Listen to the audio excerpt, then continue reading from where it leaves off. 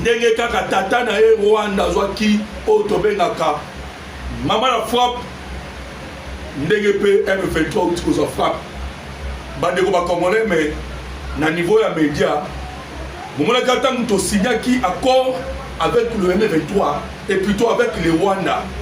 Olivier Ndoungirere abimaki déjà na média pour la kosepela asepelaki mais tant muto koyoka Paul Kagame a traitaki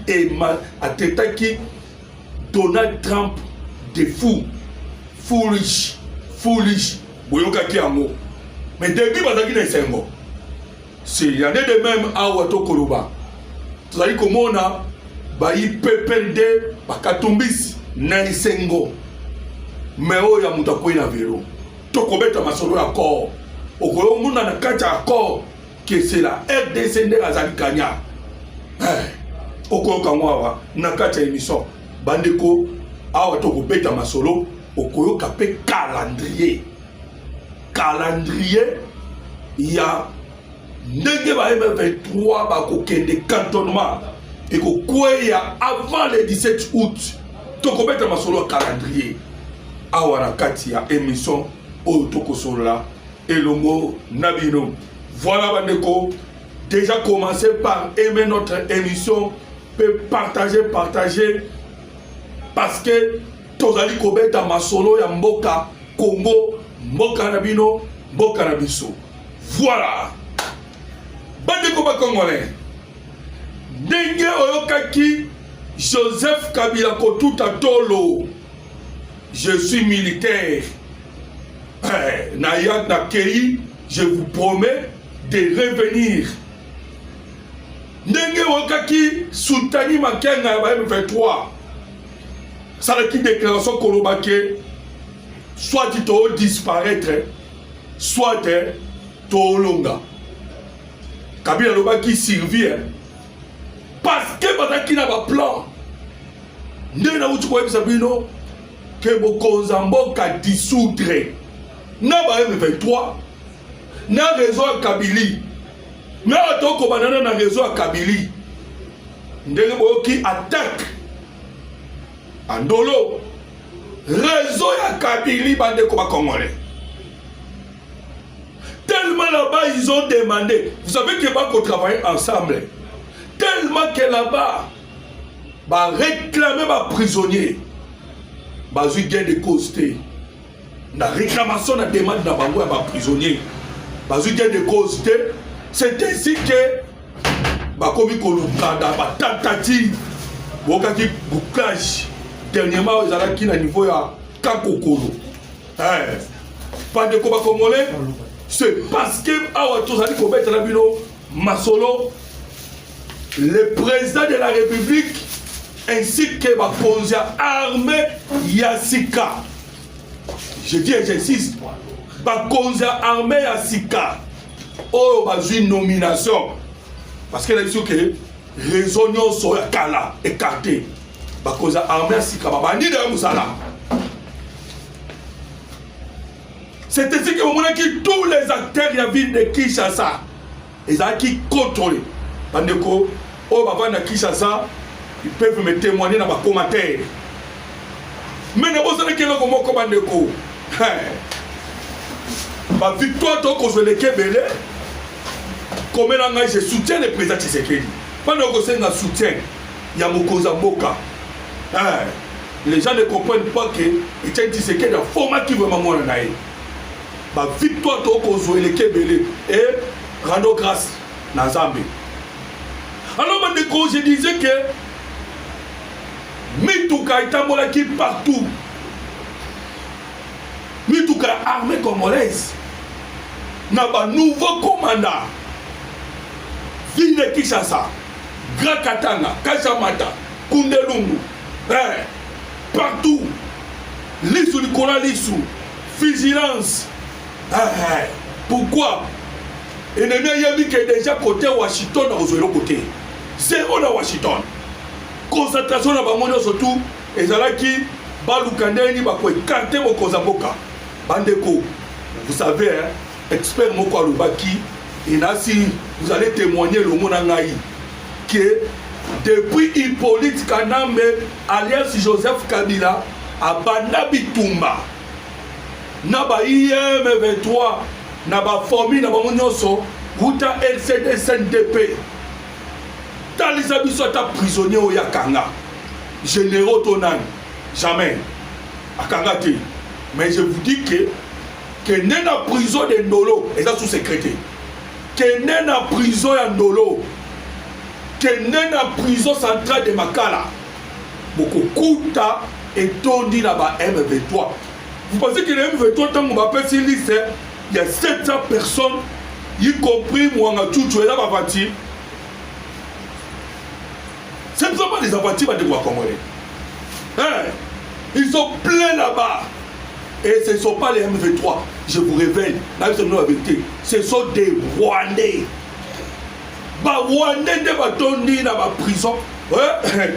Vous savez, première, on a dernièrement, évasion et Salamaki, na niveau de prison à Makala. Objectif, comme vous avez dit, Baba na Makala, Bake Soukawa Pinandolo, pour que Bake de Kozwa, Alliance Mwanga Tutu. Nkolo Rubaya. Mais réussir à quitter. Et vous savez pourquoi il réussira à quitter? Bande Koba Congolais. Je vous ai dit qu'en ce moment, je ne sais pas, ceux qui vont remarquer ma camionette Kotambola. En ce moment, les Américains, les services de renseignement américains, vont travailler et l'on a service de renseignement ya Moka Congo tokoloba yango bandeko tokobomba lisusu te ezalaki ntango na bango awa ezali ntango na biso. Voilà pourquoi nalobai na bino lorsque j'ai commencé mon émission comment quand je soutiens le président Tshisekedi, comment quand je soutiens, parce que votre soutien c'est ça la force. C'est maintenant qu'on doit maintenant mettre Tozonga Congo Congo toyebaka oyo ya tangu ya makasi ya Zaïre tozonga yango. Voilà ben de connaître la route kwa Sabino que des généraux arrêtés ainsi que Chiwewe bandeko ils ont révélé makambo ebele oyo ba lobby mais bandeko ce ne sont pas simplement des services de renseignement américains déjà ba donner à la mesa. Que Tshisekedi a fort. Tshisekedi a le que désormais le Congo aura un mot à dire. Si aujourd'hui vous voyez les Américains qui ont abandonné, ce n'est pas pour rien. Il y aura un méthode solo. Oyoka qui tout signé qui accord sur les minéraux. N'a pas mis accord à M23. Mais Yokana nous accord au signé qui l'Amérique. Parce que les gens se trompent. Amérique a signé un biseau pour que Asa la base na M23. Na kobeta masola ba M23. Bandeko ba Congolais. Okoyoka yango. Okomona ke bisengo okoyoka na réseau eza ba lukuta. To beti bango biloko makasi. Mais yoka les Américains ti ba yeko soana le président Tshisekedi ainsi que notre ministre Yamin na auto kobenga numéro 1 ya Cobalt Metal. Bandeko, banani basimbi Cobalt Metal. Il s'agit de Jeff Bezos, Bill Gates, des grands milliardaires. Mais bandeko, je vous l'ai dit, en politique, il n'y a que des intérêts entre les nations. Bakoki koye kozwa combattre pelitium congolais sans que ba solo là avec des Congolais. Et Jeff Bezos, c'est lui le propriétaire. Il y a Amazon, Bandeko, Awa Tozali Koloba. Je sais que il y a des criminels, il y a n'importe qui Oyo, Bazolanda. C'est maintenant difficile pour vous de mettre en péril la sûreté de l'État. Bandeko, comme il passe. Ces milliardaires-là, vous voyez déjà que Bill Gates Azali na Microsoft na ye. Et ce sont les gens qui savent comment obtenir les données. Pas de quoi on va donner. Oh, on a communiqué qui n'a un tel. Oh, on a communiqué qui. Et je vous l'ai dit, même les Français, bah, espionnent à Kabango et pas les Américains. Et maintenant, les Américains ont des intérêts ici. Au Koki Mawapi. Alors, Bandeko, bouclage, présence militaire, recherche des traîtres infiltrés dans la ville de Kinshasa ainsi qu'au Katanga. Et à Otokoloba, Motokoki Mate. Et le président Tshisekedi a lavé la police, a lavé l'armée. A lavé l'armée à Otokoloba. Bandeko Bakongo, je vous informe que l'alternance de G Salamine armée, une alternance douce. Et vous savez pourquoi Tshisekedi a cette alternance douce? Ah, ils allaient à faire face à l'éventualité. La RDC est une banque. Moi, comment est la banque? Le quoi est la banque? Il faut armer à ma casse. Armer au longo là, infiltré, et longo là, traître. Ah, tant que le baba, quoi en cascade, tous les traîtres et infiltrés. Bakoué.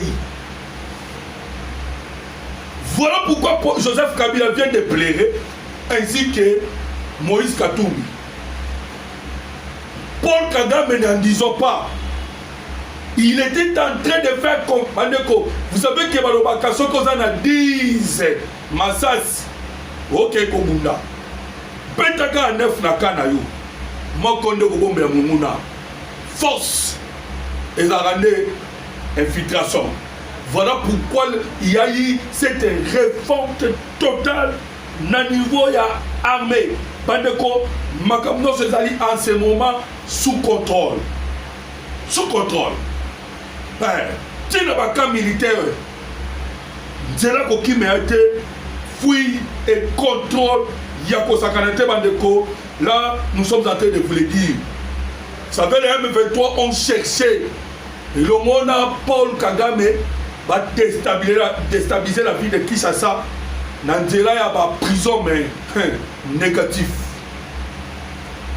Négatif, pas de Congolais. Parce que la RDC qui toujours dans positionnement dans la discussion de loi. La RDC lobby pas question Yakobi Misaba prisonnier. Nandenge Obango Balinga qui collectivement. Alors, dans l'accord, si vous comprenez que la RDC a dit non. Et ces prisonniers-là, ce sont des généraux, des colonels, des officiers rwandais. Voilà pourquoi Kozanamwa Namboka est très important. Rwandais qui sont là. Voyant nos frères et nos sœurs tués, violés, détruits dans le niveau SARDC, la justice doit être faite. Alors, je vais vous dire pas de mixage et brassage. Mixage et brassage et salinité. Paul Kagame est en difficulté. Il n'a pas le choix. Oui, mais pourquoi Paul Kagame a choisi? Paul Kagame a voulu tenter. Kagame a joué James Kabarebe. A Tindi James Kabarebe na Kenya. A vu a contacté moi na Museveni Muozi pour que va me kakokita na Uvira. Mandeko, je vous l'ai dit. Son moni déjà besoin de Makenga. Balongoli Makenga place à Zalaki. Makenga benda diti na niveau ya Bukavu. Ils étaient en train de préparer Bakita Uvira. Uvira, ils ont pas gagné Bitumbate. Mais pour battre désordre. Et quand tu as Burundi, pour que les discussions na niveau ya Washington na Doha, Paul Kagame, vous savez que Paul Kagame va dire Congolais, à Kimaka non? Kagame à Kimaka ça qui 18 jours à mon anaté. Pourquoi ça l'a kiamo? Parce que cet accord est mal à l'aise. Museveni a reçu Otobengi les actions des Américains envers Museveni bazui ba mettre en garde sévèrement. Les Américains. Ba mettre Museveni en garde sévèrement jusqu'au point où Museveni n'a pas pu résister à Ebisi Mouosi Mouananaye Totika. C'est ainsi que ils ont cédé à Doha.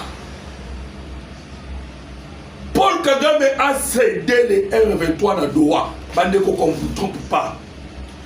Tant encore, vous allez voir que va mettre en place Otobengi PDDRCS, le programme de désarmement, de démobilisation, réinsertion communautaire et sécurité. Bandeko, c'est ce qui est écrit d'accord.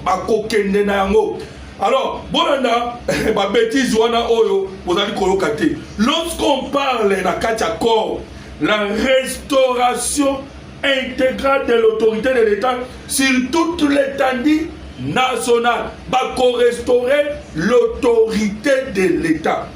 Est-ce que vous pouvez permettre Natanga yango, si vous pouvez me permettre, Natanga oyoka que banani bana raison. Parce que si on continue à raison, vous allez comprendre que nous avons raison, mais il y a des gens qui manipulent l'opinion pensant que Bissot a la raison, mais alors que c'est faux. C'est faux. Tant que restauration de l'autorité de l'État. C'est-à-dire, il faut pas le mot là. Yoka. Quatrième point, il y a encore la restauration intégrale de l'autorité de l'État sur l'ensemble du territoire national. D'abord, le M23 va reconnaître l'autorité de l'État. Va reconnaître l'autorité de l'État. Maintenant, le point 4, va restaurer l'autorité de l'État sur toute l'étendue du territoire national. Et l'autorité de l'État, c'est-à-dire bango va libérer l'administration parallèle, va sous ba taxe, ba douane, lorsque va consoiter. C'est que dans le système, il y a un piège, il y a un point moko. Ndenge to piège que Paul Kagame quand un point moko. Le respect de l'intégrité territoriale, la souveraineté, il y a RDC. C'était ça, et pour moi qui m'a dit Mamoko. Tant que Paul Kagame a co-signé, c'est-à-dire, Makamwa Kongo au côté, et puis, essayer de nous abandonner. Les restes, on est sous ce côté. Voilà pourquoi tu sais que Doha est allé vite. Paul Kagame a fini par les livrer. Parce que, on va bouger pour tout. Yoka. Ce principe est clair affirmé comme un pilier fondamental de l'accord de paix. Les partis reconnaissent que le rétablissement de la souveraineté nationale est la conséquence logique et nécessaire du règlement des causes profondes du conflit. Yoka Sikoyo Bandeko, je vais un peu essayer de sauter. Alors, Bandeko, Yoka Sikoyo, le point là, Tolobeli déjà restauration de l'intégrité territoriale, et puis on parle directement du calendrier. Tolobeli qui te remet à ma solo à calendrier. Calendrier, Bandeko, Congolais, il y a mise en application, il y a un programme de démobilisation et de réinsertion communautaire. Otobengi, Kozwa Bango, Komema Bango, na Sabino, Amanyema, pour la cantonnement de Bango.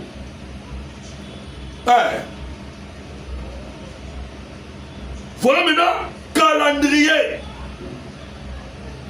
Un calendrier sera fixé dans l'accord final, attendu au plus tard le 17 août 2025. Bandeko, je sais que Bandeko Belé va bien arabe. Son non, Makamwe comprend des temps de Komoloto. Jamais Bandeko. Tant égalité. Toko. Nyoso na kobeta masolo. et que ça la mana 90 jours selon ndenge basole solamaki na 90 jours awu ezali kambo biki ndenge omonaki FCC Senko batombaki ezali de la même façon bakokoya les M23 AFC ndenge FCC Senko bakoyaki c'est la même chose oyo ekoleka na sikoyo ndenge omonaki ba FC na ngai koloba bandeko FCC Tshisekedi akosala nyonso avec le stylo akweyisa avec stylo akweyisa bango na stylo. Alors bandeko déjà les hommes d'Eric Prince ba Blackwater ba dans le terrain.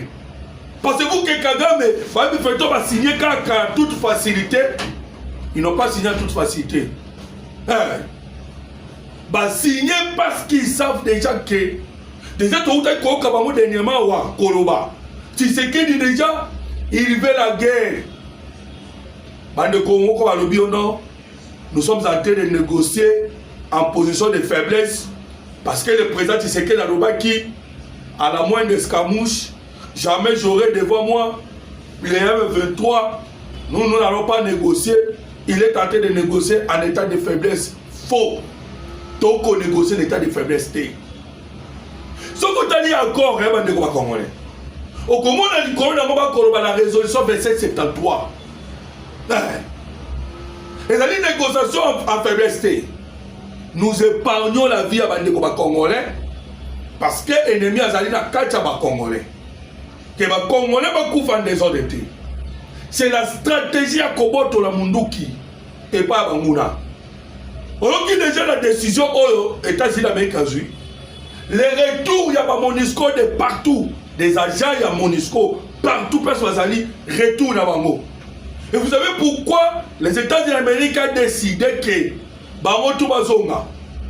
Et vous savez que, à Solo, le Qatar a 4 négociations, à 4 coopération avec le Rwanda.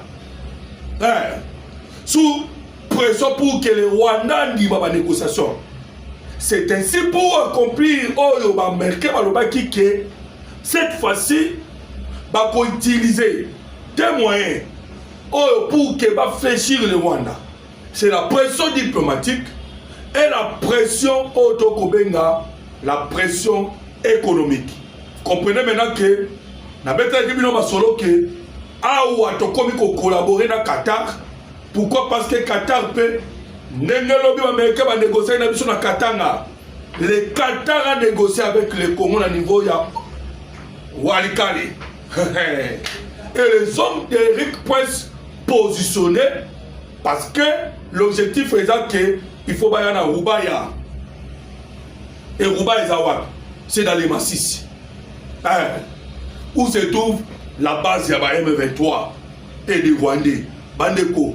Tout ça, c'est les stratégies parce que Trump a l'obaki déjà. Trump est sévère.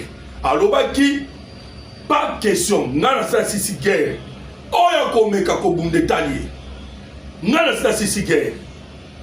Vous allez entendre des Congolais que la déclaration de Donald Trump.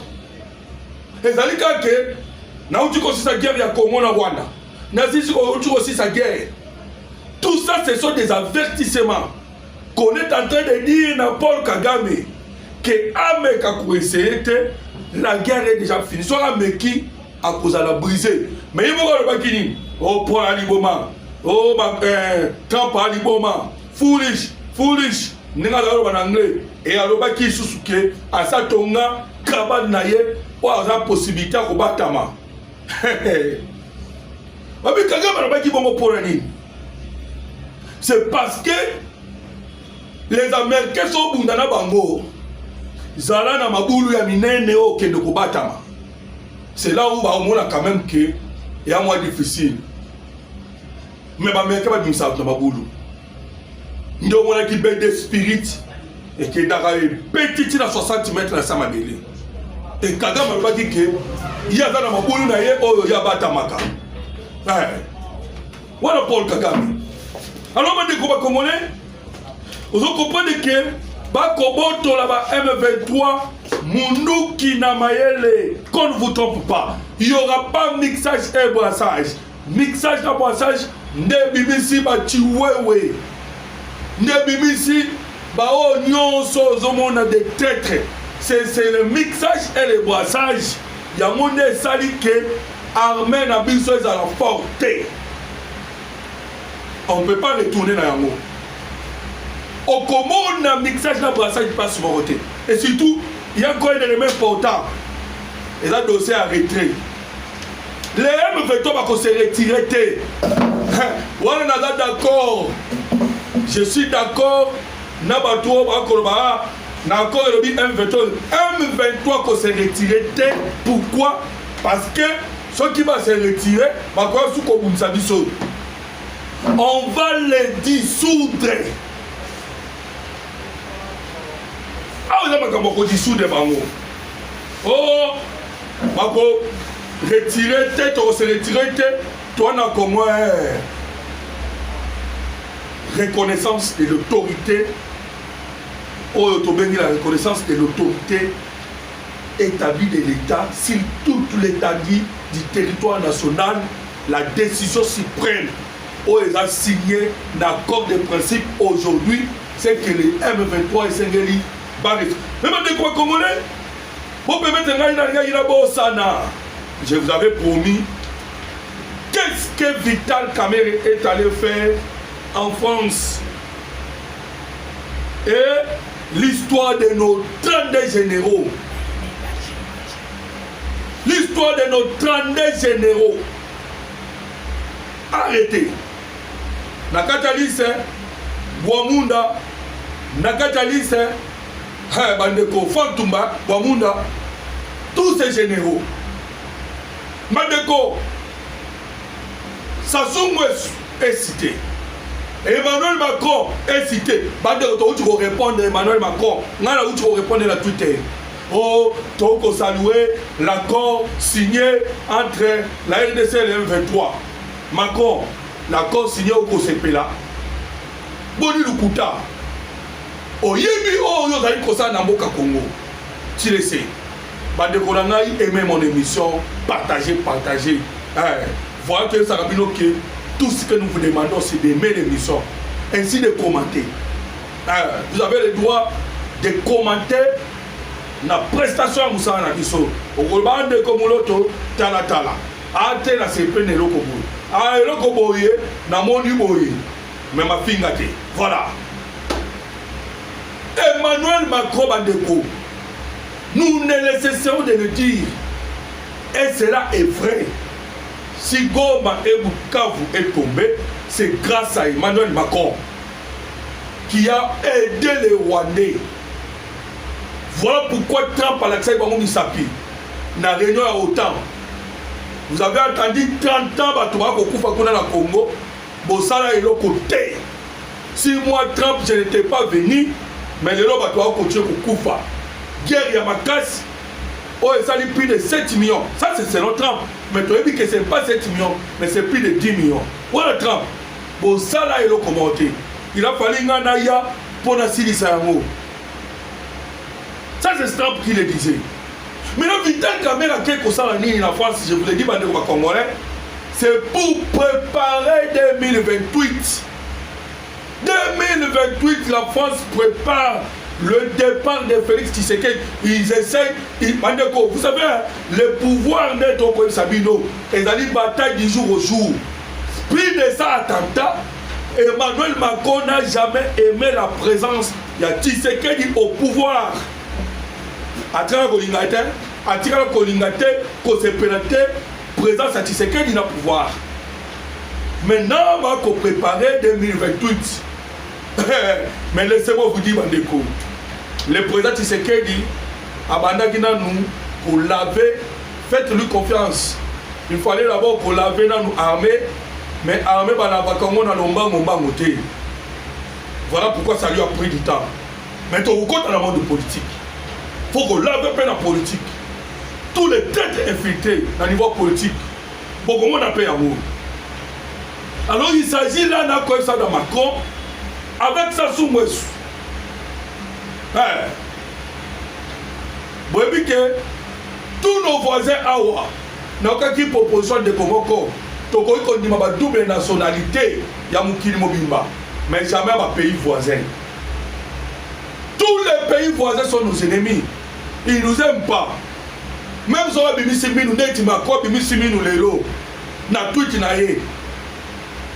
Oh je sali. Même ako Outa Kalanion sur la FDLR na SRDC. Quand est-ce que Emmanuel Macron a fourni un effort dialogue entre le Rwanda et le FDLR? Jamais. Mokomona Macron pour tourner tout autour, il y a Paul Kagame. Et les lois nous lui avons recadré. Bande de Congolais. Tu recadré. Très bien, Bandeko. Tozongi Saki Emmanuel Macron Angela pour que Ayebake, il n'a pas le droit. Il n'a pas le droit d'essayer d'en douter. Il y a quoi qu'on compte à Makabakomo la Nekoloa. Atika la musique Bandeko. Et d'ailleurs, nous voulons aussi vos commentaires, Bandeko Congolais, parce que vous savez bien que Tozalaka toujours ensemble Nabino, Maloba Nabino, Okomenaka Biso, Messi les News, et la chaîne le plus suivi à Ouassi, tout le monde Congo. Voilà, Tozali concerne déjà, Bandeko Congolais, que faites tous vos commentaires par rapport à demande, il y a Emmanuel Macron pour la Bokozambo Katisekedi à Kenena na France. Parce que, attaqué dans le 26, Oyo, le président Kendekunana Paul Kagame, tellement cela a été rejeté parce que Bolobaki. Mais Emmanuel Macron, Sikoyo, Azangi Soni, il a préparé Otobenga face flag en anglais, face flag, le bourreau, les pompiers, c'est lui qui est en complicité. La France en complicité avec nos ennemis, les Rwandais, Moïse Katumbi et Joseph Kabila, a organisé une conférence internationale pour la RDC à ça la collecte de fonds. Moi je ne suis pas d'accord dans la collecte de fonds, il y a mais c'est Emmanuel Macron. Non, nous disons non à cela. La RDC n'est pas un pays pauvre. Nous ne sommes pas pauvres. Nous sommes riches. Vous savez que les États-Unis d'Amérique, il y a 200 milliards. Je dis bien 200 milliards. Dans le projet où il y a cobalt métal. 200 milliards. Nous investisseurs, nous mais il y a 200 milliards. Les 200 milliards, nous allons les investir dans l'infrastructure, école, hôpitaux, Zéla. Ils nous ont tellement combattu, la France, l'Europe, même les États-Unis d'Amérique. Il y a pas Donald Trump. 66 pays, je dis bien, 66 pays contre le Congo. Vous imaginez, Bandeko, Moutazali a la possibilité, allons moi Égypte, Namoutuka, Tina Est à RDC. Moutoupa a une possibilité. Il y a Kolomwana Zambie, c'est-à-dire Outa, Kasumbalesa, Namoutuka, Tina Afrique du Sud. Mais Moutala a une impossibilité. Il y a Kolomwana Moutuka, Outa Est à RDC pour qu'il y ait Komati, Nalubumbashi pour l'année. Ils ont laissé la RDC pauvre, piller et le monde a traître et des invités, piller en désordre. De sorte que nous sommes tous au moyen, tout le monde non simplement ils nous ont pillés, mais ils ont coaché la guerre pour te couper sous. Te couper pour la guerre mondiale. C'est prouvé. Toi, seul peuple autoplainte dans le monde. On a violé les Congolais. Tout ça pendant 30 ans, personne n'a dit quelque chose. On a répété Malobatram. Et les Macron, collecte, nous disons non à cela. Voilà bandeko tozali pe elongo na ngai si vous êtes d'accord ndenge ngai na ko rejeter yango commenter aussi de sorte que le président de la République ainsi que les autorités bayoka ke nous disons non non non et non nanini toboyi Emmanuel Macron aya kotiela biso mbongo pona bandeko na biso bako souffrir asala yango te. Nous disons non. Voilà ce qu'on a dit, il y a pompier, non? Et pourtant, il y a un bourreau. Ils ont essayé, vous voyez tout ça, ils ont dit Sony. Parce qu'ils ont essayé à voir avec nos militaires. Et donc, il y a un bimisa qui mongo. Na niveau de 25 millions de dollars. Avec les Hippolytes Kanambe. Bandeko Amwana Toko remercier Donald Trump parce qu'il nous a aidé à beaucoup. Il nous a aidé à beaucoup. Je vous l'ai dit la vérité. Il nous a aidé dans le service de renseignement pour nous donner des informations. Il nous a aidé aussi pour nous écarter la France. Macron comme il mais vous savez que Macron est Kati. Nous avons même posé des questions. Qu'est-ce que la France est venue faire dans Qatar? Est-ce que vous dites que la France a quitté Qatar? Tout ça c'est pour prouver que même la rébellion en M23, la France était derrière. France a quitté dans Qatar. Et merci aux Américains, merci à l'ambassade Boulos. Pourquoi? Parce qu'ils ont écarté écarté la France à Ouattara Koloba. La France était écartée, l'Union africaine, parce que l'Union africaine, à un moment aussi, joue le jeu de la France. L'Union africaine écartée. Quand je dis écartée, il y a eu des discussions et ça qui s'en bango. Ni que cela, les choses n'allaient pas avancer. Vous avez constaté, tout tourner caca tout autour du pot. Nous vous le disons. Voilà maintenant leur échec au Bazoui complètement.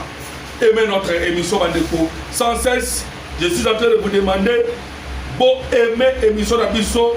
Vous pouvez partager en gros pour que Bandeko tout, derrière le Bandeko nyonso, bako m'appelle Nakoye ba ce qui se passe dans Mboka Congo. Il n'y aura pas du retrait de M23 dans les zones occupées.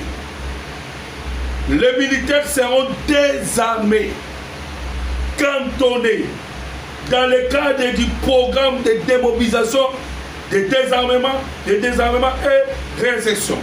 Les cas des civils, les soldats déjà vous allez cantonner. Maintenant, le cas des civils, dépasse là aussi sa émission.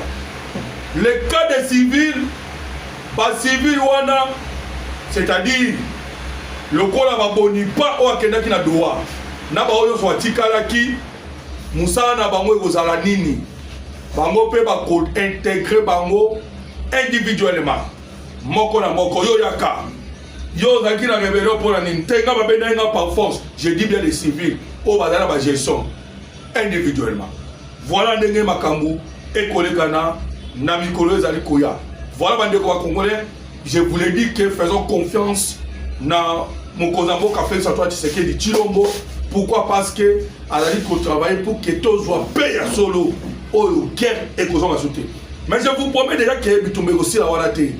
Bitumana biso et qu'on kende jusqu'à ce que le monde va reconnaître le génocide congolais et puis l'Union soit contribué pour que Congo, il pour rompre la France, même les États-Unis d'Amérique, au Basala qui que Batouba Koufa na Congo, Bako Kako, indemniser les victimes au Yamakambu et les Kanaki.